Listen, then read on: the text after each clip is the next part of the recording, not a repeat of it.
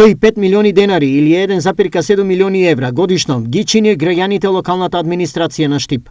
Што току избраната нова локална власт е очекување и дека администрацијата ќе биде далеку поефикасна. Штипската администрација брои 95 вработени. Сите овие лица се со работни задачи, кои според систематизацијата се поделени во 8 оделенија и еден сектор, кој пак има нови 9 пододеленија. Но, еве како изгледа структурата на локалната самоуправа на Штип.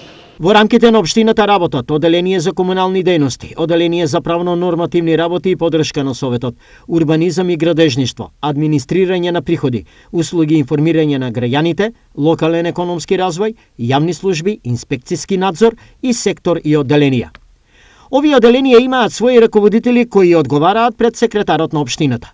Секако, прв и неприкосновен е градоначалникот пред кого одговараат сите, вклучително и испомнатиот секретар. Сепак, најважно од се за граѓаните е како и колку во суштина функционира администрацијата во нивна полза. Нешто кое за нив е предмет на постојано незадоволство. Може би поради ова, но веројатно и поради други причини, со промената на секоја локална власт, системот на вака поставената структура доживува сериозни кадровски потреси. Се менуваат сите раководители, секретар, се практикува прераспределба, а има отпуштања и примање на нови вработени.